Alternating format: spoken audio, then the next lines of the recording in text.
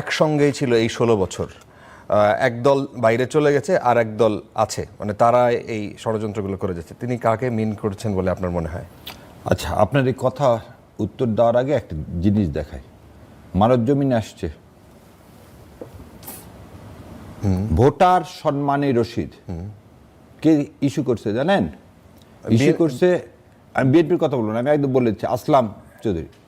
আসলাম চৌধুরী সাহেবের কাছে কত টাকা পাওয়া যায় জানেন?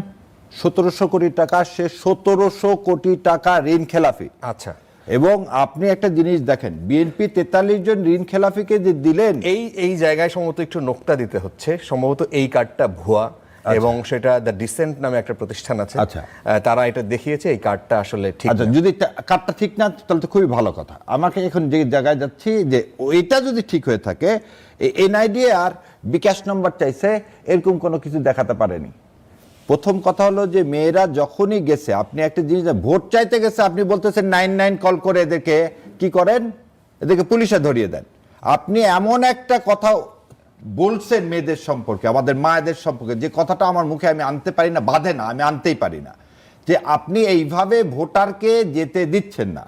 আপনি ঋণ খেলাফি, এই পাঁচজনের কাছে কত টাকা ঋণ খেলাফি, আমি সেখানে অনেকগুলো বিষয় এখানে উঠে আসছে সবার মধ্যে। যদি একটু করে বলি, প্রথমে দেখেন, ইউএসএ অ্যাম্বাসেডর বাংলাদেশে এসে প্রথমে কিন্তু কার কাছে গিয়েছেন? জনাব তারেক রহমানের কাছে গেছেন। এটা তো অন্যায় না, তার কাছে গেছেন, তিনি সমস্ত দলগুলোর কাছে যাবেন। আমি প্রশ্নটা কি করেছি? প্রশ্নটা করেছি ভারতের ফরেন মিনিস্টার এসে খালি বিএনপির সাথে কেন কথা বলল? আমি তো ইউএসএ অ্যাম্বাসেডর আসবে, সবার সাথে বসবে, এটাই তো স্বাভাবিক। ইউরোপিয়ান ইউনিয়ন আজ সকালবেলা আমির জামাতের সাথে মিটিং করছেন, ইউরোপিয়ান ইউনিয়ন পুরা টিমটা যে তারেক রহমানের সাথে করছেন। That's how is suppose to be. Why India বারবার বলতেছে বিএনপি ক্ষমতায় গেলে আমরা স্বাচ্ছন্দ্য ফিল করব। তারেক রহমান সাহেব আরেকটা কথা বলছে যে একটা দলকে নিষিদ্ধ করা ঠিক হয়নি। তাহলে তারেক রহমান চায় না আওয়ামী লীগ নিষিদ্ধ হোক? তাহলে তারেক রহমান কি আওয়ামী লীগকে পুনর্বাসন করতে চান? বিএনপি কি চায় আওয়ামী লীগের পুনর্বাসন? আপনি যে বলতেছেন একটা দল তলে তলে ছিল, এই কথা শোনেন। যখন আমিরে জামাতকে পুলিশ তুলে নিয়ে যায় রিমান্ডের মধ্যে, তাকে জিজ্ঞাসা হতো আপনার অ্যাড্রেস বলেন, বললো কোন অ্যাড্রেস বলবো? পুলিশ বললো কোন অ্যাড্রেস মানে? বললো আপনারা তো আমাকে এক রাতেও একটা বাসায় থাকতে দেননি, তাহলে সারা বাংলাদেশের 11 কোটি মানুষের অ্যাড্রেস বলতে হবে।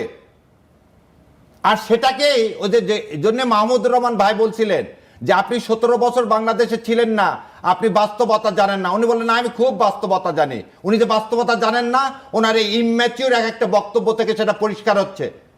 যিনি জানেন না, গুপ্ত যে বলে যেটাকে কটাক্ষ করতেছে, ওই কটাক্ষ ওনার নিজের কাছে যায়। হারেস সাহেবের ওই ডেড বডিটাকেও গোপনে মাটি দিতে হয়েছে। আপনি একটা জিনিস আজকে বলেন না কেন, সালাউদ্দিন সাহেবকে কিভাবে ইন্ডিয়াতে পাওয়া গেল? তাহলে সালাউদ্দিন সাহেব কি বর্ডার পার হয়ে চলে গেছে? তা তো জানি। তাহলে কেউ না কেউ তাকে তুলে নিয়ে গেছে। তা আপনারা দুইটা শক্তি, আমি হয়তো অনেক জোরে কথা বলি, এই জন্য মানুষ বলে কেন জোরে কথা বলি, রক্তে আগুন লেগে যায়।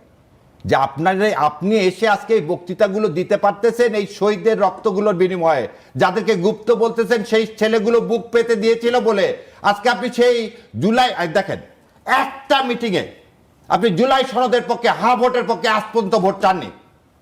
আজকেও 3টা মিটিং করছেন, একটা মিটিংয়ে জুলাই সনদের পক্ষে, ভোটের পক্ষে আপনি চাননি। আপনি হাদির হত্যার বিচার এখন পর্যন্ত একটা জায়গায় যাননি। আপনি যদিও কবরে যে কি করছেন, দোয়া করছেন, তার বক্তব্যে কিন্তু তিনি বিভিন্ন জায়গায় বলেছেন। আমাকে একটা জায়গায় দেখান যে জুলাই সনদের উপস্থিত হয়ে বললেন যে তার কবরে ওখানে গিয়ে না, এখনো বলতেছি আপনাকে আবার একটা জিনিস বোঝেন। আমি তো প্রথমে বলে নিলাম তার কবরের কাছে যে কবর জিয়ারত করছে। হাদি হত্যাকারী ইন্ডিয়াতে আছে, তার এই প্রতিবাদ করে যে ভারতে যারা আছে সন্ত্রাসী তাদেরকে ফেরত দিবে, এবং আমার সরকারে, আমি যে সরকারে যেতে পারি, এদের বিচার ইনশাল্লাহ আমি করবো, তাকে ফিরিয়ে নিয়েছে, এরকম কোন স্টেটমেন্ট দেখেছেন? আমিরে জামাত, বাংলাদেশ জামাতে আমি সব সময় বলতেছে আমরা তো ভারতের সাথে ভাই সম্পর্ক চাই, কিন্তু সম্পর্কটা হতে হবে ইনসাফের ভিত্তিতে। কেন একটা দলের সাথে, একটা দেশের সাথে আমরা সম্পর্ক চাই? একজন হত্যা হবে কেন? চেয়ারে বসা নিয়ে আপনি কেন হত্যা করবেন? আপনাকে এই ক্ষমতা দিল কে? লোকাল ইউনো সাহেব অনুষ্ঠান আয়োজন করে, সেই অনুষ্ঠানে যে আমি সামনের সিটে আগে গেলাম, আমি বসে আছি, আমাকে তুলে দিতে হবে কেন? সো ভারত অলরেডি ডিক্লেয়ার দিচ্ছে যে বিএনপি ক্ষমতায় আসতেছে। আপনি সম্প্রতি একটা অনুষ্ঠানে ভোট ইঞ্জিনিয়ারিং নিয়ে শঙ্কা প্রকাশ করেছেন এবং বিভিন্ন রকম ইঞ্জিনিয়ারিং রিগিংয়ের উদাহরণ সেখানে টেনেছেন এবং দেখলাম যে আপনি দুইটা বাটি নিয়ে এসে সেখানে বুঝিয়ে দিচ্ছেন যে যদি এটা কেউ ভরে দেয় আমার অগোচরে তাহলে আমি কিভাবে বুঝবো। আপনার ইলেকশন ইঞ্জিনিয়ারিং নিয়ে এত শঙ্কার কারণ কি, মানে কিভাবে আপনি এই কনফিউশনটা আপনার মধ্যে আসলো? যদি এর সাথে যুক্ত করে রাখি, বিএনপির অনেকেই মনে করেন যে এই এখন প্রশাসনে যারা আছে, এখন পুলিশে যারা আছে, তারা অনেকেই জামায়াতের মনোভাবাপন্ন। শুনেন, ঠাকুর ঘরে কেড়ে আমি কলা খাইনি, ওই দিকে আর যাবো না। আপনাকে একটা গ্রাফ দেখাই, যদি পারেন জুম করে দেখান। 181 জন গত 16 মাসে বিএনপি ইন্টারনাল কনফ্লিক্ট, এবং তাতে হত্যা হয়েছে। এবং এই হত্যার মধ্যে কে কে আছে সেটাও বলে দিই। বিএনপি আছে, যুবলীগের আছে, যুব দলের আছে, ছাত্রলীগের আছে, কৃষক দলের আছে, সাধারণ ছাত্র আছে, ব্যবসায়িক আছে, নাইট গার্ড আছে, সাধারণ মানুষ আছে, এই যে পুরা, এবং সবজি বিক্রেতা পর্যন্ত আছে। এই 1.5 বছরে আজকে আপনি যে কথাটা আমার সম্মানিত ভাই বললেন, উনি তো বললেন যে হ্যাঁ ম্যানিফেস্টো প্রোগ্রাম অ্যারেঞ্জ করলে ইউনো সাহেব, এটা কিন্তু কোনো দলের অনুষ্ঠান না, লোকাল ইউনো সাহেব অনুষ্ঠান আয়োজন করে। সেই অনুষ্ঠানে যে আমি সামনের সিটে আগে গেলাম, আমি বসে আছি, আমাকে তুলে দিতে হবে কেন?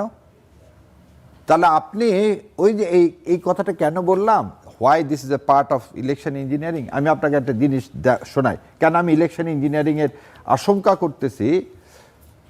আমি 3টা কোশ্চেনের এখন উত্তর পাইনি, সেজন্য আমি ইলেকশন ইঞ্জিনিয়ারের আশঙ্কা করতেছি।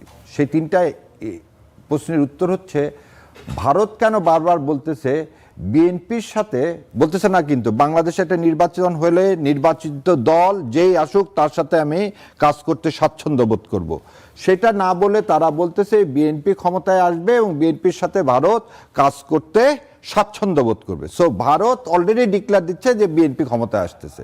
দ্বিতীয় আর একটা কথা কি বলছেন, যে যদি কারচুপি ইলেকশন না হয় তাহলে জামাত ক্ষমতায় আসবে না।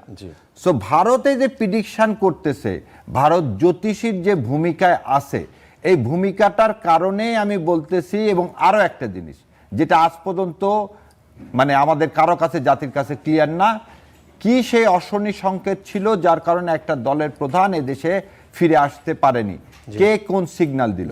এবার আমি আপনাকে এই ভারতের এই কথাটার জন্য আমি এই বইটা দ্য কলিশন ইয়ার্স, এই কলিশন ইয়ার্সটা প্রণব মুখার্জির, এই প্রণব মুখার্জির পেজ নম্বর 114 থেকে আপনাকে একটু পড়ে শোনাই।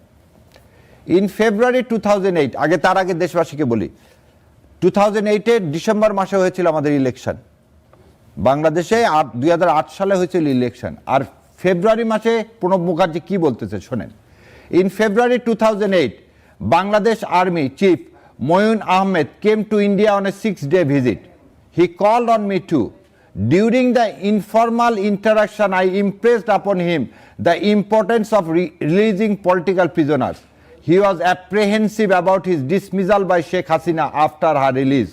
But I took personal responsibility and assured the general of his survival after Hasina returned to power. অনেকে বলে যে আমি নাকি বই থেকে অল্প একটু পড়ি, বাকিটুকু পড়ি না, সেজন্য আপনাকে বই দিয়ে দিলাম।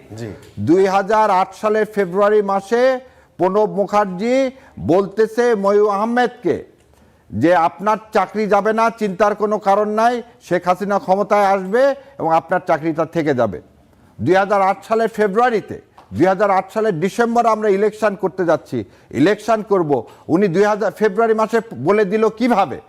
আজকে সেই জিনিসগুলো এখানে কি উদীয়মান, এই যে হত্যার যজ্ঞ, এগুলো সব হচ্ছে ইলেকশন ইঞ্জিনিয়ারিং এর পার্ট। অল আর ইলেকশন ইঞ্জিনিয়ারিং পার্ট। কেন এই পার্ট? যে বিএনপির সাথে তুমি যদি বিএনপির কথা না শোনো, বিএনপিকে ভোট না দাও, তাহলে তোমার করুণ পরিণত ওয়েট করতেছে। এটাই 2008 সালে করে আসছে আওয়ামী লীগ। 2008 সালে কি করছে? 2008 সালে এই জনাব তারেক রহমানকে মারছে, মৃত্যু মুখে পতিত করছে, কোকোকে মৃত্যু মুখে পতিত করছে, করে পুরা ভোটারকে দেখাইছে যে বিএনপির এই করুণ অবস্থা, তুমি যদি বিএনপির পক্ষে ভোট দাও তোমারও এই করুণ অবস্থা হবে। আজকে কি বিএনপি সেই সিগন্যাল দিতে চায় বাংলাদেশ জামাত ইসলামকে? তো বড় ভুল হবে। তাহলে তাহলে বড় ভুল হবে। 2006 সালে মানে 111-এর থেকে যদি শিক্ষা না নিয়ে আর একটা 111-এর চিন্তা করে থাকেন, এবং এরকম আর যারা বলতেছেন একজন দুইজন না, প্রতিটা মানুষের প্রাণের মূল্য আছে। আপনি যে প্রাণ তৈরি করতে পারেন না, আপনি সেই প্রাণকে বলতে পারেন না মাত্র 3 জন হত্যা হয়েছে, 10 জন হত্যা হয়নি। আর সেজন্যই তো জুলাই বিপ্লব হয়েছে। একজন হত্যা হবে কেন? চেয়ারে বসা নিয়ে আপনি কেন হত্যা করবেন? আপনাকে এই ক্ষমতা দিল কে? ও, আপনি তাহলে এই ত্রাসের রাজত্ব করে জিততে চান, সে আশা পূরণ হবে না ইনশাল্লাহ। আর এই যে ভারতের যে আগের মতো ভবিষ্যৎবাণী, ভারত আপনাকে আবার ক্ষমতায় বসাবে, সে আশাও পূরণ হবে না ইনশাল্লাহ। তাতে যাই হবে তাই এই দেশের জনগণ ফেস করবে।